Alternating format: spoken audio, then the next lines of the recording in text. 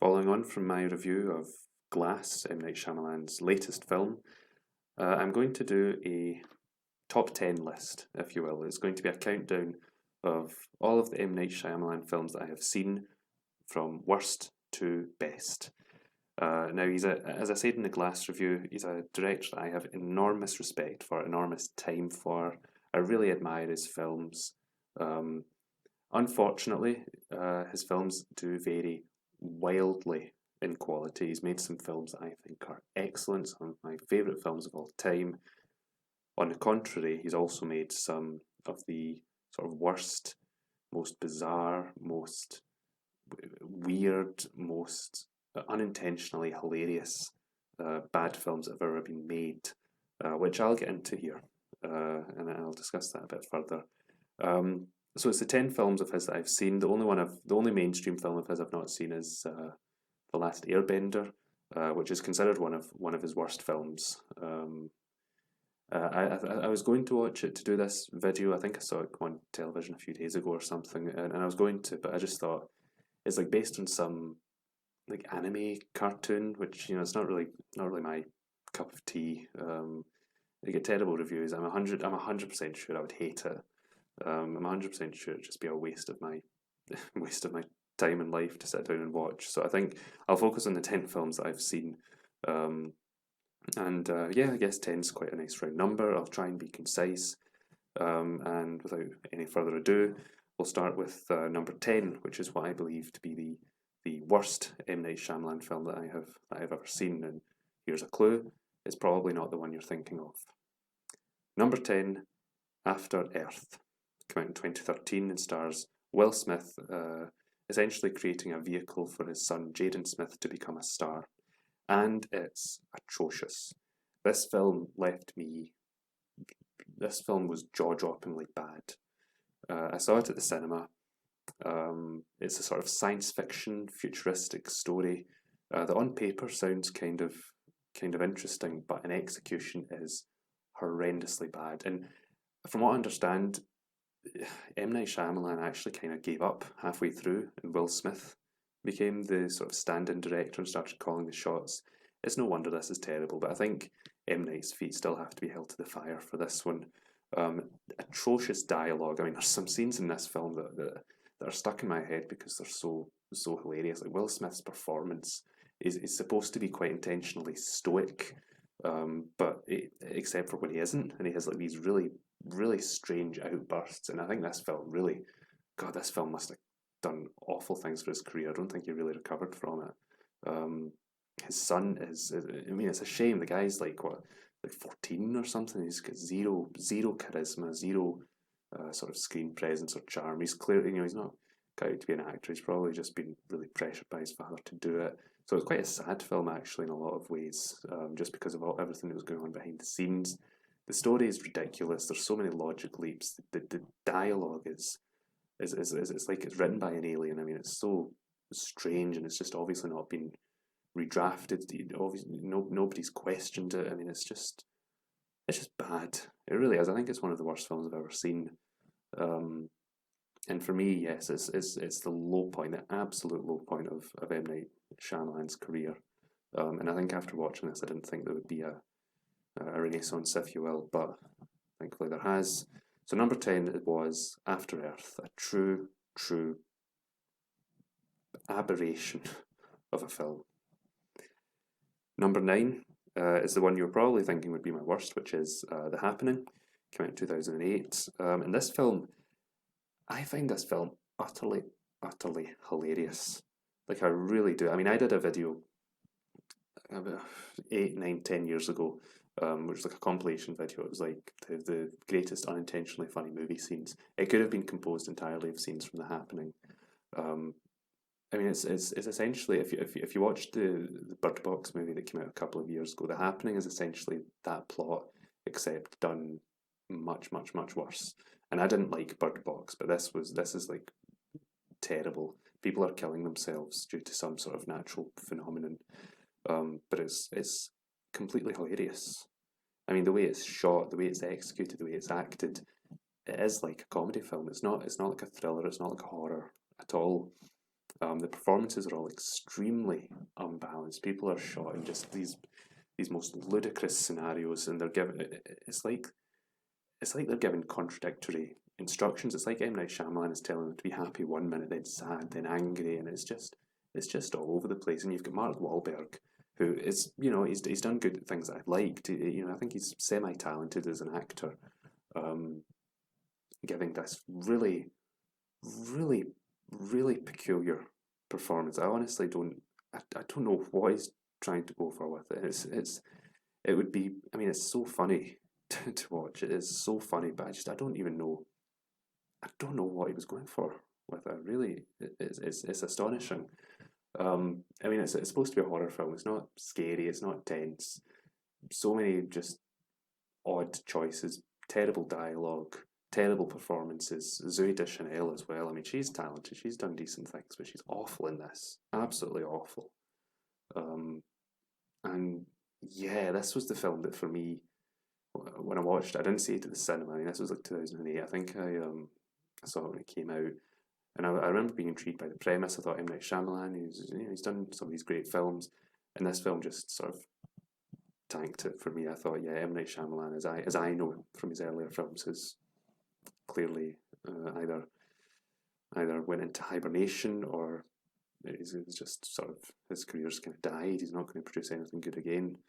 So it was a sad film in some ways, but today I guess we've got it as this like kind of hilarious, strange little film that came out and that is now remembered as one of the most sort of unintentionally hilarious films of all time. Number 8 is a film that I only saw once, to be fair, but I remember distinctly not liking it. I didn't see it when it came out, saw it later, and that is The Lady in the Water from 2007.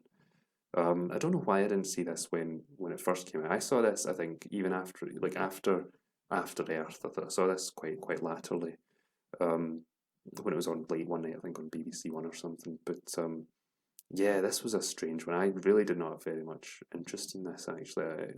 When it was on television, it's like a sort of fantasy story, and it's not so bad. It's good. But there's a lot of sort of cringeable things in it. I mean, M. Night Shyamalan plays a character in it who's like the Messiah. There's a character who's like a film critic that's really snooty, and it's really sort of on the nose. That he's sort of poking fun at his detractors, and it's not classy really to do that. It's not very. It's kind of tacky, and then same problems as some of his other films. The dialogue's atrocious. The actors clearly aren't being told or guided in the right way. Paul Giamatti, who's really good. I've liked him in a lot of things. He was good in the John Adams miniseries. Yeah, he's just sort of all over the place in this. He does like shifty eyes quite a lot. I mean, it's not a bad character. I mean, you have a tiny bit of sympathy for the character that Paul Giamatti's playing. But that's about it. That's about it for what you get from this movie. There's some really strange fantasy elements like involving Bryce Dallas Howard that don't really work. It's like the sort of creation of a crazy person. I really just don't know what they were going for with it. It was a strange film. It was a film that really just it was the first film I think of M. Night Shyamalan's I thought had sort of zero or close to zero sort of human connectivity. There was no. I didn't relate to any of the characters. I didn't think it was particularly dramatic. It didn't make me feel anything. And I think out of them, the M. Night Shyamalan's career, this was his first film after The Village, and this was the first film that I thought was distinctly bad that he made. So Lady in the Water, I certainly don't recommend it. Really, really off-putting film. I'd give it number 8. Number 7. This is where we start to get into blurred territory in terms of quality. Number 7 is The Visit from 2015, which he co-produced with Blumhouse Pictures, which is like a big sort of horror production company these days. Most horror films in the last 10 years or so have been sort of Blumhouse produced. And I don't know how I feel about this film. I can't tell if I like it, if I dislike it. I suspect it's... think I dislike it overall. It's not a good film. It's found footage, and I don't know why he went for found footage. He's a talented director. I think found footage is just so tired, and it makes for such an unpleasant sort of film watching experience. I think it was done right once with the Blair Witch Project. After that, I just find it quite irritating. So I didn't like that aspect of it. The two children in the film, um, sort of good actors. The boy actor, I found really off putting, really cringeable. They didn't get a good performance out of that kid. But the older girl, the daughter, is fine. The film didn't work for me for the first two acts, I think, but as soon as it got to the third act and it got really crazy, that's when my interest was piqued by it. That's when I thought, actually, yeah, this film has my attention, because it's a mixture of like strange and sort of scary and sort of creepy and funny as well. And I don't really know. I didn't really know what to make of it. I didn't know if it was like a dark comedy in disguise. Um, so The Visit was a strange film for me. I don't know where to place it. I don't know. I mean, I rate films out of 100 when I say over 50 is good, under 50 is not good, or leaning bad, leaning good. I think this film might be like a riding the line 50 for me. I'd need to rewatch it. But in terms of quality, it's slightly better. There's some things going on there. There's some okay performances. There are some scenes that are they're slightly tense, and I think the ending's just sort of bizarre and interesting. Actually, it was the first interesting thing that M. Night Shyamalan had done for years. So for that, I think it deserves to be placed above the other three films in this list, and I give it number 7. Number 6 is the film that I just reviewed, Glass, which came out in 2019. I just did a review of this film. I just discussed it. I thought it was a fine film. I really looked forward to it. James McAvoy's great in it. It's great as a sequel to Unbreakable. Bruce Willis is trying, I guess. It was just great to see these two films combine. It was great to see the story that they made from combining Split with Unbreakable. And some of the themes were interesting. It was a well shot film. It was a very competent film, and I think that's something that you can't really say about the other previous films in this list. I won't talk about it too much because I did just review it, but Glass gets a recommendation from me. We're moving into good territory here. You know, we're out of the hellscape that is the happening in After Earth. We're slowly rowing our boat into gentler waters here. Okay, so Glass is a fine film. I recommend it. Number 5 is the predecessor to Glass, which is Split, with James McAvoy. This came out in 2017, early 2017. This film, for me, I discussed a little bit in the Glass review, was just so wonderful to see. It really was. This was, seeing a director like M. Night Shyamalan that had been to hell and back in terms of quality in his films, return to a competently made, interesting, engaging film like Split. I just thought it was wonderful. It made me happy. Of course, it tells the story of James McAvoy's character. He has multiple personalities. Really sort of formidable performance by him. I mean, it's such a strange role to play, when you're playing all these sort of disparate characters. But he pulls it off. He really does. I like the sort of the young actress in it, the girl that was in The Witch. She plays the role with a lot of sort of sympathy, sort of reserved confidence. I really liked that performance by the girl. And I thought, what I'll say about Split is there are scenes in it that are genuinely sort of suspenseful and disturbing and interesting in a way that a good horror film should be. And I didn't expect that from an M. Night Shyamalan film these days. I mean, I don't think it's more of a horror film, I think, than any of his sort of previous films. It's a Blumhouse film.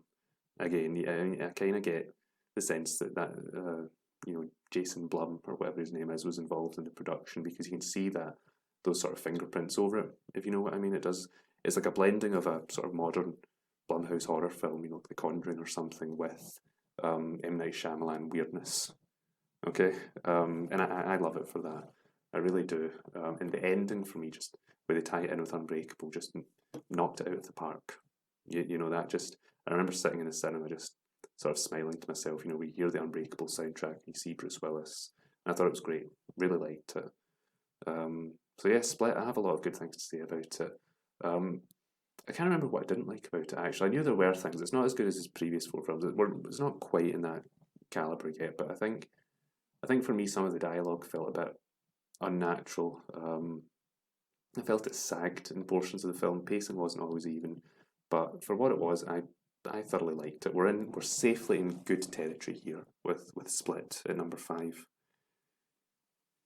Number 4 is a film I've already reviewed, which is The Village from 2004. This was the first M. Night Shyamalan film I saw in the cinema, actually, way back when. And this film is a very meaningful film, I think. I've reviewed it already. I don't want to discuss it too long, but it's such a good-looking film from a cinematography perspective. It's such an emotional film, I think, in terms of the performances. These, you know, you've got Joaquin Phoenix, Bryce Dallas Howard, John Hurt. No, sorry, not John Hurt. William Hurt. That are all acting so well. They're really evocative performances that really carry the film.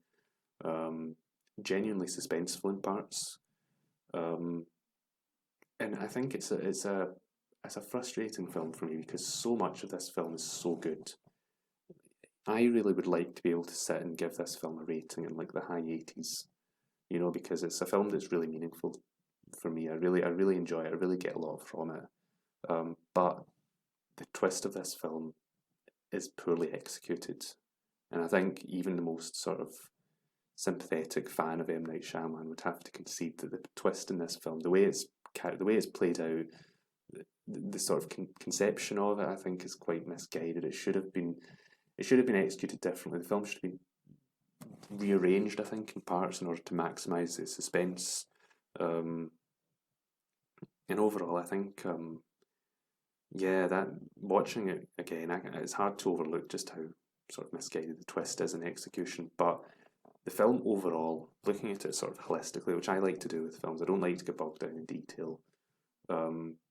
Holistically, I think it's a wonderful film. I really do, for all the reasons that I've mentioned, and it's a film that I do expect that I'll probably always like. I think I'll always look on it as a very meaningful film.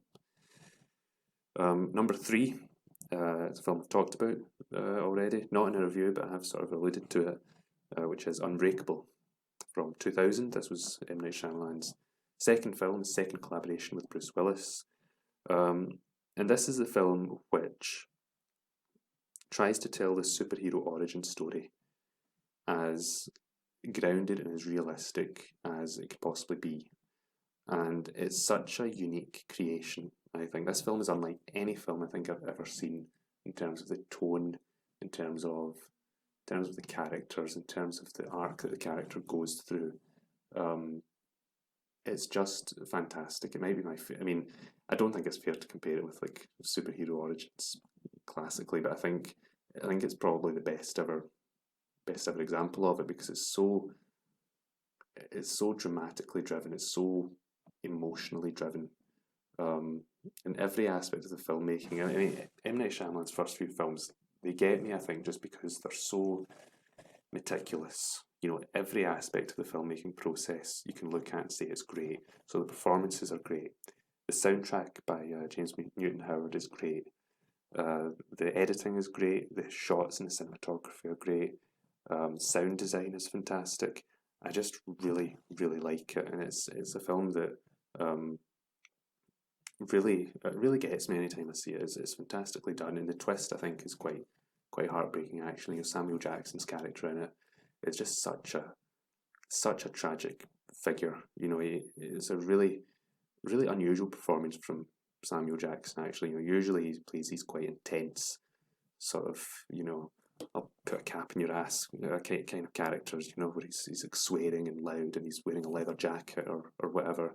But in this film, this is a really sort of quiet performance from him. It's unlike anything else he's done It really shows his range as an actor. It's a really good performance. And Unbreakable is just excellent. It's a really excellent film. I can't really think of anything wrong with it, to be honest. Maybe I could have, I thought, and it's strange because people do seem to talk about Unbreakable as if it's a film that is a film that's underrated. You know, people maybe don't like it at large, but they like it. I don't think that's necessarily true. Everyone that I've talked to that's seen this film, I think, has liked it. Some people might find it a bit boring, a bit sort of plodding, but I don't know. I think it's close to a perfect film, and the only reason it's not higher on the list is because I prefer. I think 1 and 2 are even better. So Unbreakable gets my full recommendation. Number 2 is The Sixth Sense, which was M. Night Shyamalan's first film, which came out in 1999. And yeah, to make a film as perfect as this on your first go at like a studio film, this was a Touchstone film, I believe, is just amazing. It's amazing to me that he was able to do something like this on his first attempt. So The Sixth Sense is probably his most mainstream film. I'd have to check, but I'm pretty sure it's his highest grossing film to date. I mean, this was a film that in 1999 everybody saw. I think actually more through like video rentals than at the cinema. And it really made his name known throughout the world, even if people couldn't often pronounce it. So The Sixth Sense, 20 years after it was released, I still think is one of the most effective and genuinely scary horror films I've ever seen. And I know that might seem strange because it's not a bloody film. It's not a film that's pure horror. You know, it's not a haunted house or anything. It's a very quiet horror film. It's a very subtle film. It's performance driven. It's emotional. It's perfectly made. The soundtrack's incredible. It adds a whole new layer of personality to the film. Really well edited, really great sound mixing as well. It's a film to be watched, you know, with surround sound and everything, because some of it's just so subtle and creepy. And when they get that cinematography of like the ghosts are there, you see people's breath, it goes really cold and quiet, and that's just, to me, that's just perfect. That is true horror. Horror is not a bang. It is the whimper. You know, it's the anticipation of things. And I just think it's so suspenseful. Bruce Willis, one of the best performances of his career. This was back when, you know, he actually cared about films. You know, he actually cared about his performances. I think Bruce Willis, he was a big star in the 90s. He's got a very down to earth acting style. Back when he tried, that sort of is a great counterbalance to the more fantastical elements in the film. Haley Joel Osment is a child actor. Amazing. I mean, it's hard to imagine being that young, but being able to comprehend how to act like that. You know, M. Night Shyamalan gets a great performance out of him, and then I think actually one of the the unsung hero of the film actually is Toni Collette as the boy's mother. That's a great performance. I mean, the end scene where she's sitting in the car with the son, and he's sort of describing his gift to her. I mean, that is just amazing acting. She's an amazing actress, and it just shows what sort of caliber the film's operating on. You know, M. Night Shyamalan, Once Upon a Time, could get just tremendous performances out of his actors. I think I'll conclude by saying this. I think what works for me about The Sixth Sense, what makes it such a powerful horror film for me, actually. I mean, I've already described why I think it's such a great film. It's firing on all cylinders.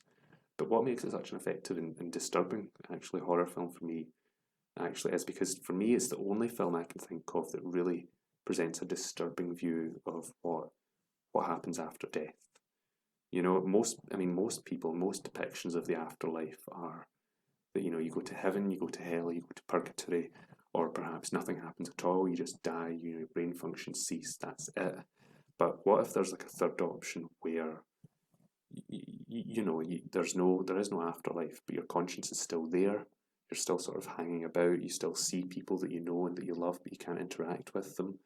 I mean, ultimately, you know, when we die, we don't know what happens. And I think what The Sixth Sense taps into is that very real, very primordial fear that I think all of us probably have at one point in our life, which is, when we die, we just don't know what's going to happen. Is it nothing, or is it something? I think both options could be equally terrifying. And I think that's what The Sixth Sense, for me at least, taps into. I think that's why it's such an unsettling horror film. Like, it's under your skin, and just everything about it, I really, really love. Now, I've sung the praises of the last couple of films. If you know M. Night Shyamalan's films, you can probably guess what number one will be. But nonetheless, my number one favourite M. Night Shyamalan film, and indeed one of my favourite films of all time, is Signs, the film with Mel Gibson from 2002. This film, when I saw it as a child, it blew me away.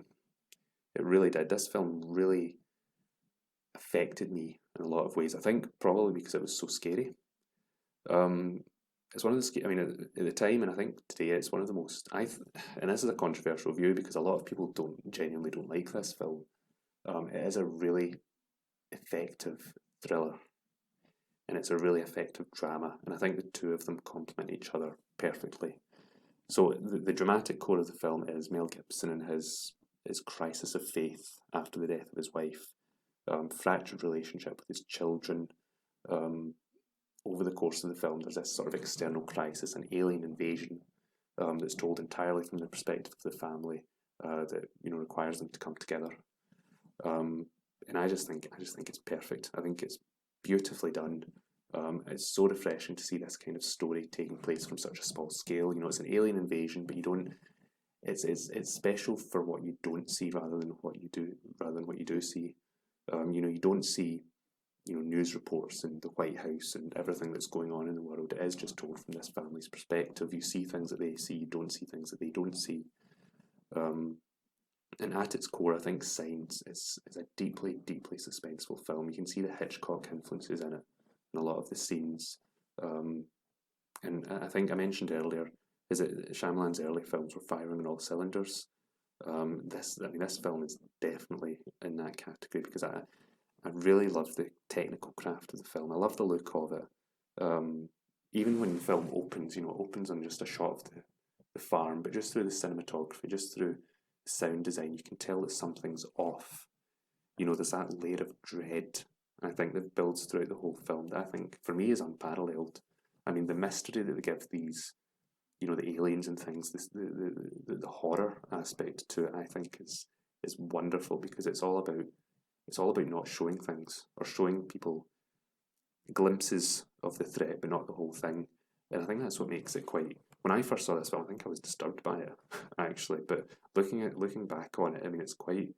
The scares are just so effectively executed. This is a million miles from a jump scare film these days. It's such a spiritual successor to countless Hitchcock films and even Spielberg films, I guess, where they just have that sort of permanent dread building and escalating quietly throughout the whole film. It's a film I just have so much time for. I like the performances. I think Mel Gibson gives a really good sort of reserved performance in this film. It's unlike a lot of things he did. He's usually playing characters that are really loud, really sort of cocky. And this is more reserved, and I quite like it. Joaquin Phoenix as well is great in the movie, as Mel Gibson's brother. And I just think it's such a fantastically conceived film. It really, this along with The Village, I think when I was younger, really made me more interested in the sort of behind the scenes of making a film. And I think the sort of core of the film, the thematic debate about whether things just happen or whether there's a supernatural element to the world is handled really well. It's handled really intelligently, I think, and I find the ending to it quite moving. So this for me represents the best of M. Night Shyamalan. A film that is just perfect. It's perfect in the sense that there's different aspects to filmmaking. A film's like a human body almost. There's different organs working away. You get the performances, the direction, the cinematography, the sound design, the music, the editing. This is, if a bill of health were to be given to Signs, it would get 100%. for me. I'm not saying I would give it 100 out of 100. I'm not saying that at all. I'd maybe give it like 93 or 94 or something like that. But I think this gets as close to a clean bill of health as most films will ever get. And yeah, it's a film that meant quite a lot to me when I was growing up. It's a film I still watch. I still find it suspenseful. I still find it scary, which is a film not something you can say for very many films that you've seen more than once. And yeah, it's a film that I thoroughly enjoy, and I would recommend. I'd recommend it to anyone. Although I would give it the asterisk that indeed science does not work for everyone. I know plenty of people that didn't like it. They didn't like the twists. I might do a video one day reviewing it and discussing why I actually think the twists kind of work. I don't think there's any logic leaps, but that's for another video. I'll settle by just saying I think it makes sense and I really like it. So my number one favourite M. Night Shyamalan film is Signs from 2002. And that about wraps it up. I've thoroughly enjoyed talking about the 10 M. Night Shyamalan films that I've seen. I know I was quite critical of the films lower down in the list. I feel bad being like that because he's such a talented filmmaker. I have a lot of respect for him. I just hope that I hope he keeps at it. Even if I think the pace that he's taking to films now seems a bit more measured, a bit more intelligent. He'll always have his style, and that's fine. But I'm excited. I'm genuinely excited to see what he does next. And yes, I think as directors go, for me, he remains one of my favourite. I think of the 21st century. Sixth Sense came out in '99. I'll sort of jot that into the 21st century for the sake of this. And I think films 1 to 6 on this list are all ones that I recommend. There's always he's got such an energy to his films. He's got such a creative vision, and I hope that one day we see another film that is like those first 4 films that he made, and that he returns to that level of greatness. But until then, we'll always have Mark Wahlberg's crazy performance in The Happening to keep us all happy.